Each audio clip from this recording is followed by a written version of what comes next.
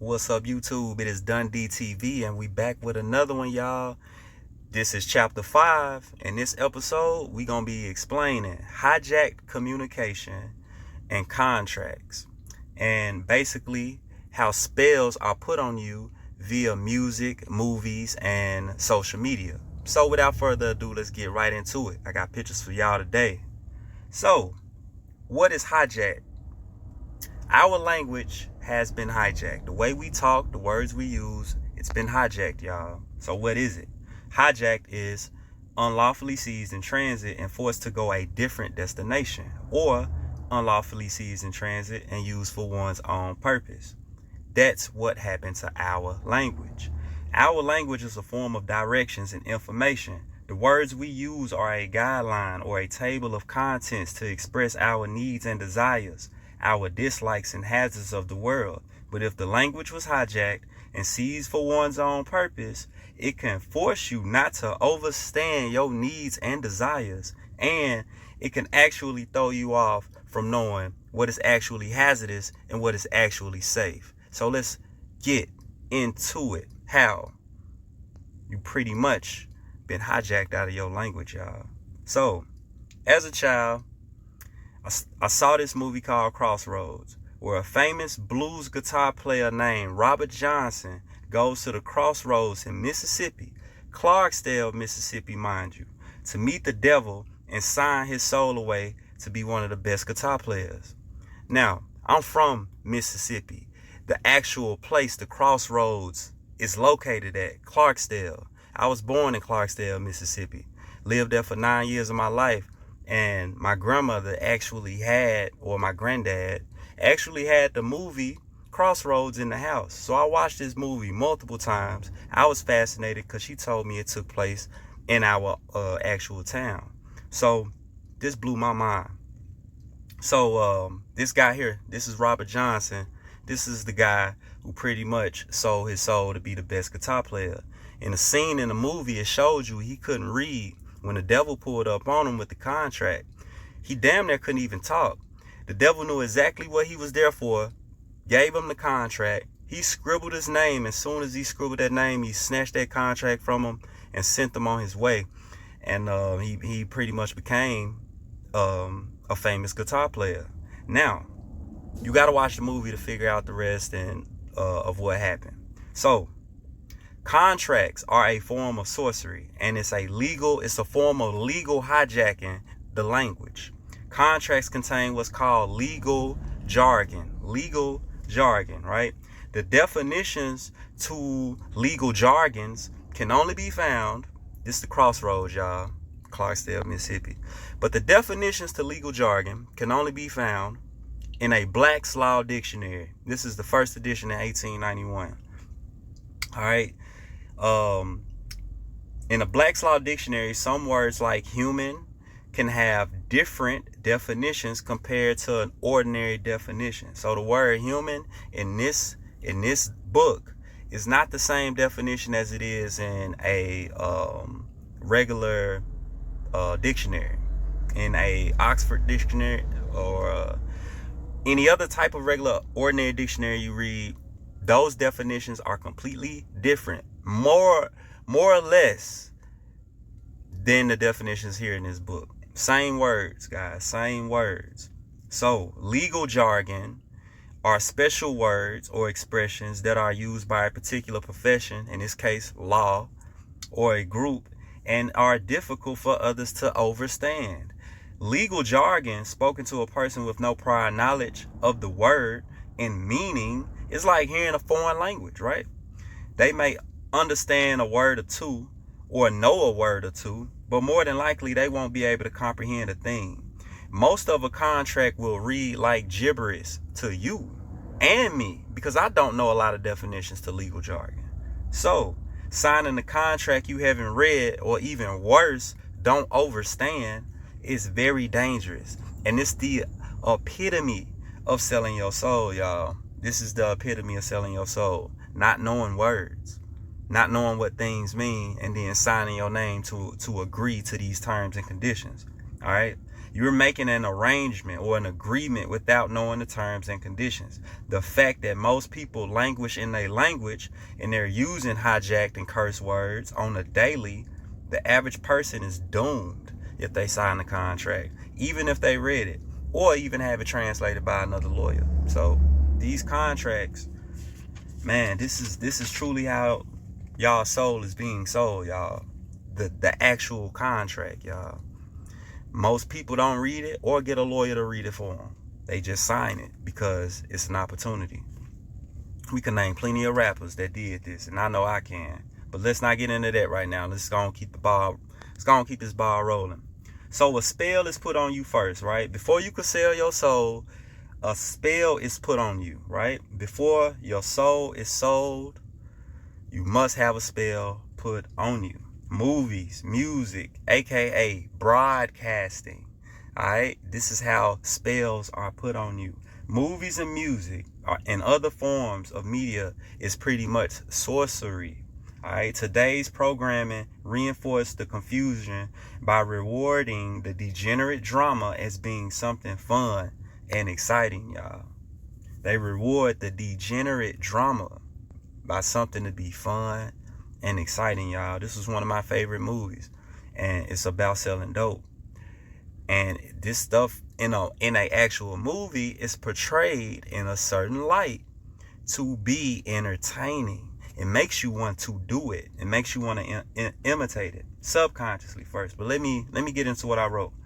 Replaying movies and music implants a message or a spell in your mind subconsciously. At early stages, this is at early stages. So the cast or the actual cast of the movie is casting a spell on you. In later stages of infection, you think these thoughts are your own thoughts. The message, along with the images and sound, being projected right into your mind. If the movie relates to you, you grow closer to the characters in the movie, and in most cases begin to like and even love the actors playing those characters, right? So, likewise with a song, y'all start to like and love artists that make songs y'all like. You'll start to follow the artist, look up to the artist, even imitate the artist. And most artists depict images of degeneracy and corruptness, right? That's what they have to do. They either have to show you image of degenerate or rap about degenerate things. You know what I'm saying? That's literally how they have to put the spell on you first before you sell your soul. So Training Day is a good example of the 2001 Best Actor Award went to Denzel Washington for this movie. And this role, he played a corrupt detective, and he did a good job playing that role. He made you hate him. So he did a good job. Drill music today is pretty much the black and dark music of death, right? Rappers rap about the dead.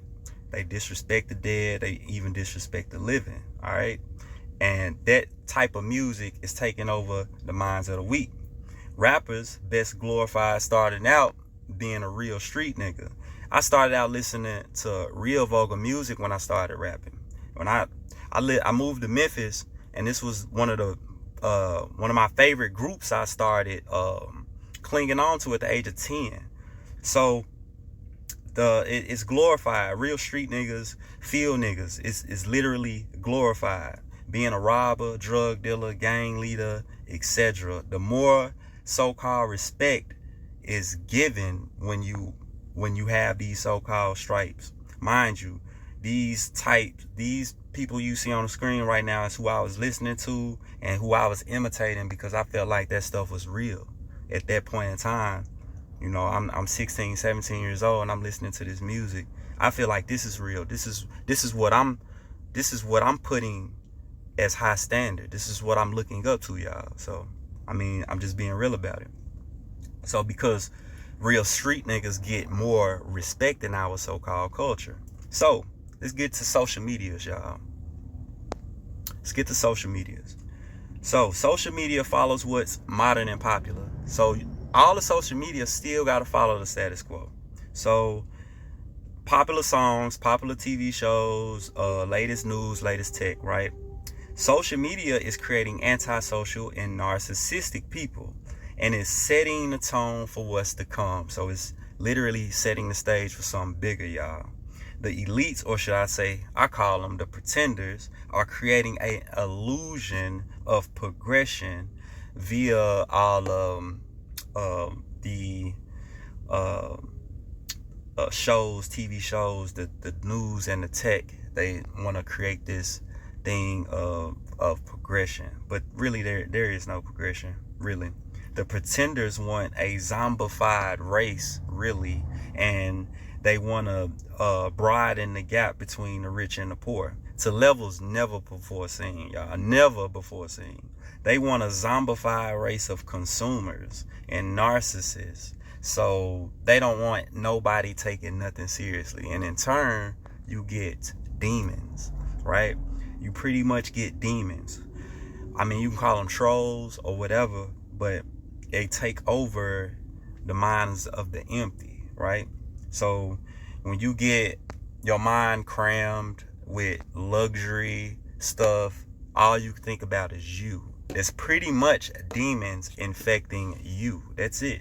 Because you're self-centered, you're selfish, and you're an individual. You become independent. You know what I'm saying? So the folly demons are real. They take on you, and they make you only think about you. You know what I'm saying? And stuff that really don't matter. Material things of the world, right? So the folly demon, which I'll go into more, when you lose yourself, you will become possessed. So when you don't have a mind, when your mind is empty, you literally can become possessed by these demons, by these folly demons. You can be led astray, or you can put a spell on yourself because you're pretty much just lost and empty, right? If you do, or if you don't question evil, or if you don't understand actual evil, you pretty much will accept it, right? You will you must be mindful of how you communicate and what you communicate. Stand on business. This can make you a slave to contracts if you don't, y'all. This can make you a slave to contracts if you don't. This can make you a slave to belief systems, other people. Instead of being original, people are trying to follow the status quo. People are trying to follow all the stuff that's so-called popular, all the stuff, all the trinkets in the world, all the TV shows, all the music. We follow these things of the status quo, and we pretty much get possessed by demons, right? We got a me situation going on, and a have not gap. Well, we got haves got everything, and the nots literally are barely got crumbs. And the both of these characters like are not progressive. Neither one. One, I mean, can't afford to live, and the other is pretty much a self-centered narcissist. So that's what we got in the world. Empty mind, empty vessel leads to possession. So I hope y'all got it. It's spiritual warfare out here. I hope you got your soul. I hope you got your soul up there. So if you don't, you will be running into the devil, and he will be happy. He will be happy to take on your soul. He will be happy to take it from you, and he will put you to work. Trust me. It ain't a free ride either. Trust me. You work for the devil as well. You can work for God or the devil, but I'm gonna put y'all on what's over both of them soon. So I hope y'all like this video. Had a slideshow for y'all this time, so I hope that helped. Maybe it'll give me some more views. Maybe it'll keep y'all interested, and I'm gonna try to keep this ball moving like I can, man. I'm gonna work for y'all. This is Dundee TV, giving y'all the soul, giving y'all the real soul like no other. So stay tuned for more if y'all like this content. Comment if you like this content. Like and subscribe and share it if you like what I'm talking about. So peace. I'll be back soon for chapter 6.